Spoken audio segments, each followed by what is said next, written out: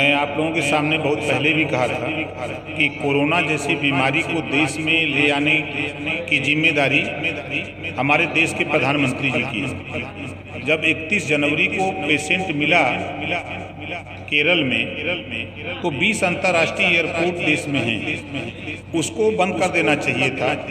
ये 10 दिन का टाइम 8 दिन का टाइम दे के बता देते कि भाई जो बाहर से आए वो लोग चले जाइए, लोग चले गए होते। उसके बाद उसी एयरपोर्ट को लॉकडाउन कर दिए होते।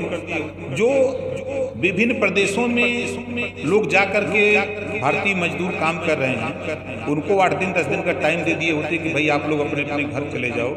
एक बीमारी पूरी दुनिया में फैल रही है जिसको लेकर के हम देश को लॉकडाउन करें।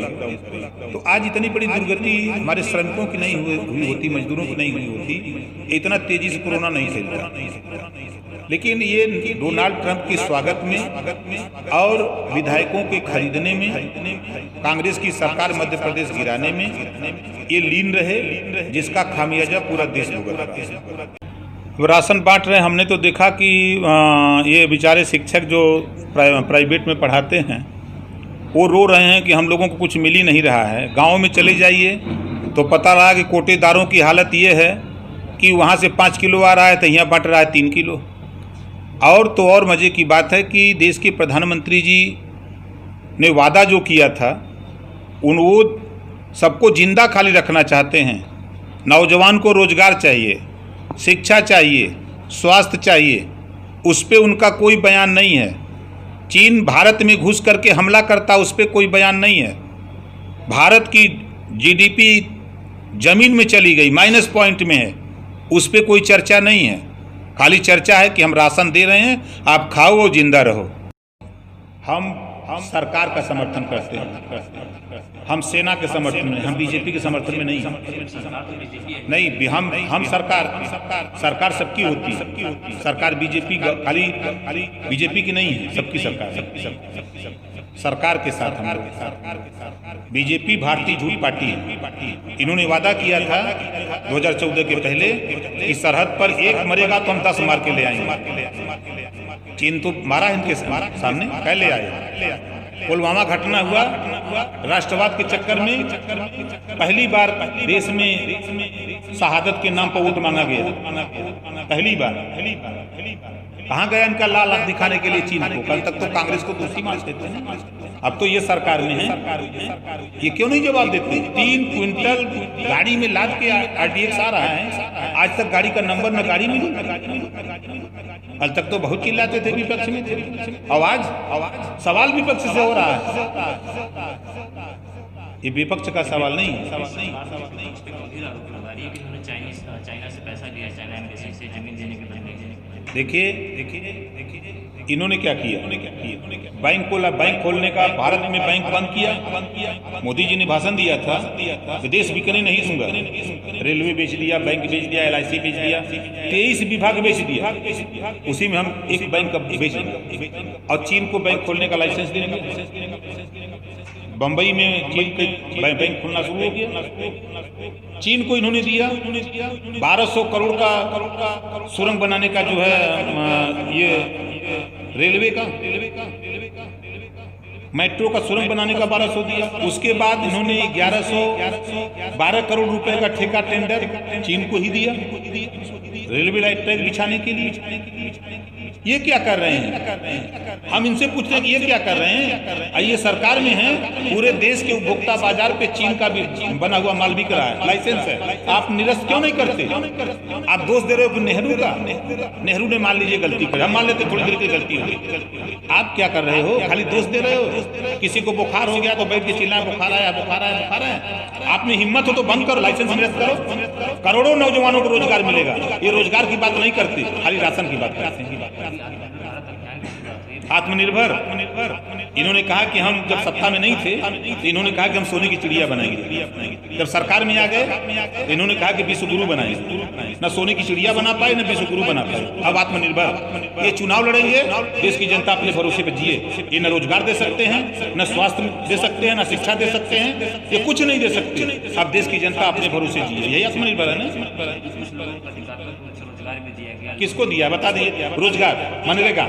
मनरेगा जिस बात को बीजेपी 2014 के पहले चिल्ला चिल्ला के कहती थी कि मनरेगा गड्ढा खोद के पैसा वसूलने का भ्रष्टाचारी करने का काम है, तरीका। अब आप बताइए, आज वही देश के प्रधानमंत्री कह रहे हैं कि नहीं हम रोजगार दे रहे हैं। वही मनरेगा में MA BA BEd MAd करके बच्चे मनरेगा में काम कर रहे हैं, वही रोजगार है।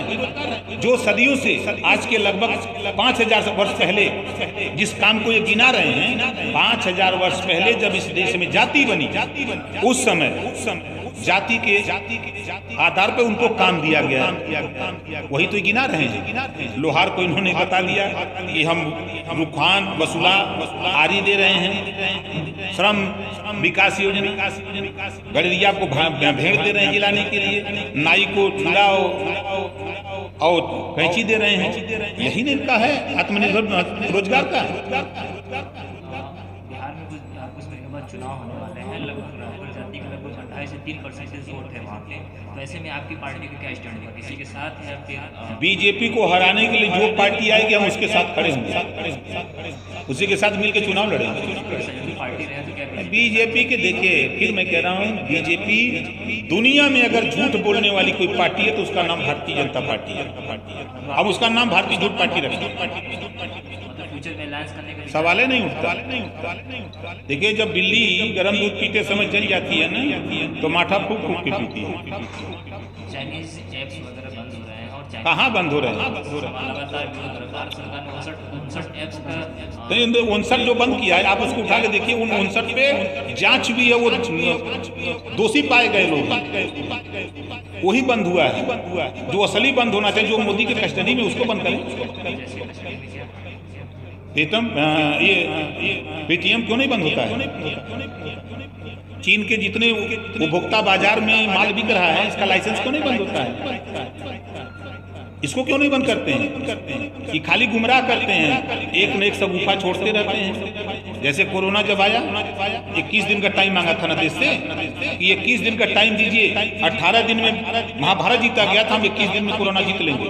3 महीना के ऊपर हो गया, जीत लिया इन्होंने कहा था विश्वगुरु बनाने के चले, सोने की चिड़िया बनाने चले। अब कह रहे हैं कि बात में निर्भर बनेगा, जाओ मनरेगा में काम करो, पढ़ो लिखो, लेकिन मनरेगा में काम करो, तुमको काम नहीं लेने देंगे। दुनिया आज जितने भी सरकारी कंपनियां हैं इसको बेच रहे हैं, अब प्राइवेट को दे रहे हैं। क्यों? यूपी गवर्नमेंट जो प्रयास कर रही है कोरोना को लेकर रोकथाम के लिए, क्या उससे सहमत है? देखिए, हम सहमत नहीं हैं इस नाते कि यूपी सरकार नहीं प्रयास कर रही है। इनकी एक टीम बनी है, 11 टीम, कोरोना से लड़ने के लिए। उसमें कौन है? 10 ब्यूरोक्रेट हैं, एक मुख्यमंत्री है। 10 लोग मुख्यमंत्री को नचा रहे हैं, जो वो कहते हैं वो ये करते हैं। और क्या करते हैं? आप बताओ, 2 डिप्टी सीएम हैं, डिप्टी सीएम पर उनको भरोसा नहीं है। उनके कैबिनेट मिनिस्टर हैं, उन पे भरोसा नहीं है।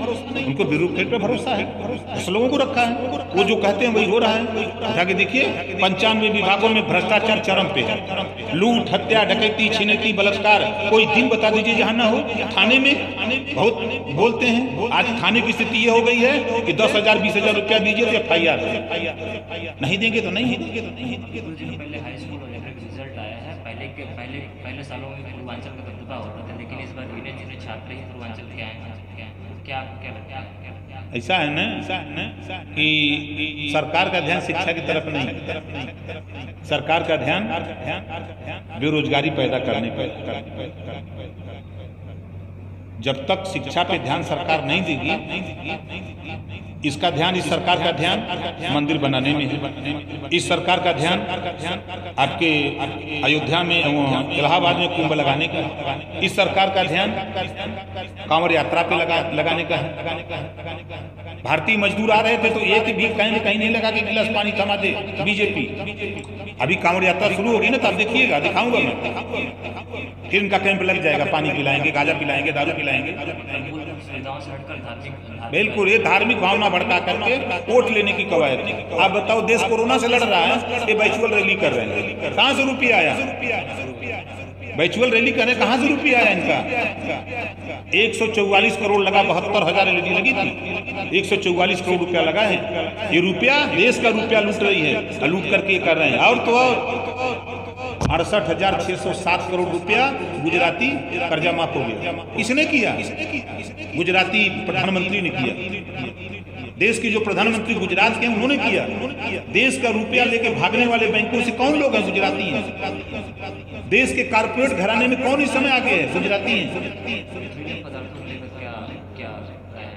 देखिए, फिर मैं कह रहा हूँ, ये बीजेपी भारतीय झूठ पार्टी जब ये सरकार भी नहीं थी 2014 के पहले एक ऐसी कचहरी में धरना दे रहे थे राजनाथ जी, दफ्ती लगा, स्मृति ईरानी, अमित शाह, योगी जी जैसे लोग धरना दे रहे थे कि पेट्रोल 9 बार बढ़ा था, 1 रुपया 20 पैसा।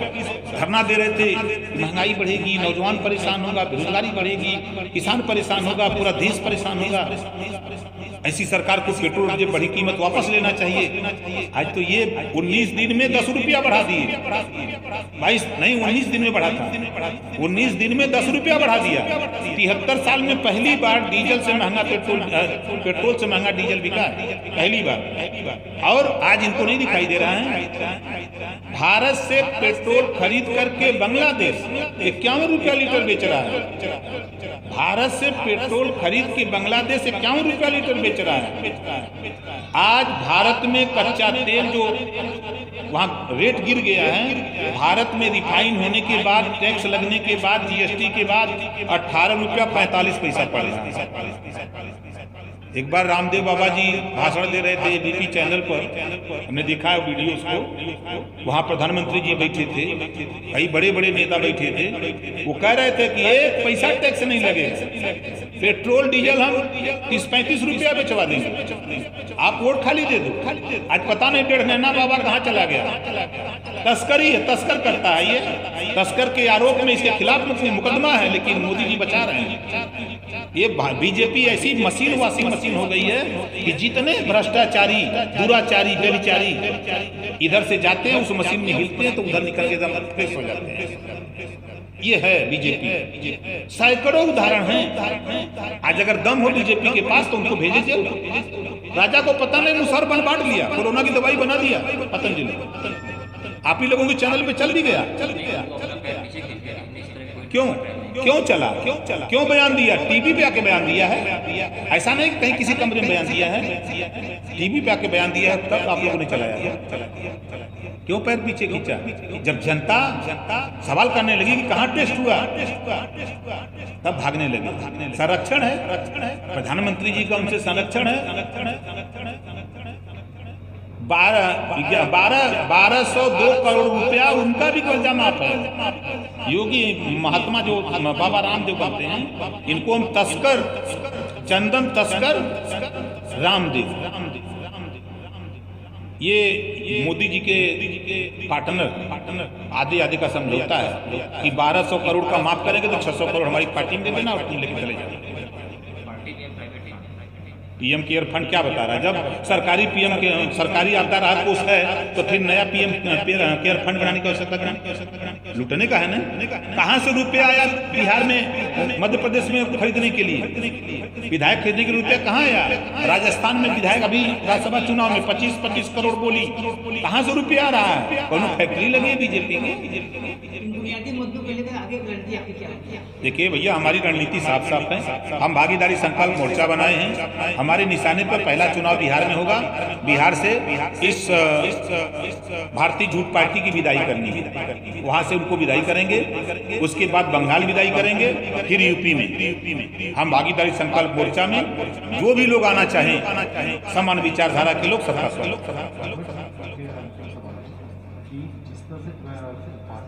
विपक्ष में होती है तब तो काफ़ी भ्रष्टाचारी या इस तरह आ जाता है, और जैसे ही समर्थन में आ जाती है, मतलब पार्टी छोड़ करके दूसरी पार्टी में आ जाती है, तो वही आदमी अच्छा हो जाता है। क्या देखिए, दुनिया ये करता हो, दुनिया करे, लेकिन ओम प्रकाश राजभर सत्ता में मैं गया, सत्ता के कारगुजारी को समझा, और मैं सत्ता में रह के ही आप लोगों के सामने बयान दिया था। जो कमियां थी सरकार की, जो भ्रष्टाचार था, जो लूट थी, सत्ता में रह के विरोध किया हूँ। कोई माई के लाल ये नहीं कर सकता कि ओम प्रकाश राजभर सत्ता से हटने के बाद बीजेपी की कमियां गिना रहे हैं। सत्ता में रह के कमी गिना रहा था और 1.5 साल गिनाया हूँ, 1.5 साल सत्ता में रह के गिनाया हूँ, अब आज भी गिना रहा हूँ।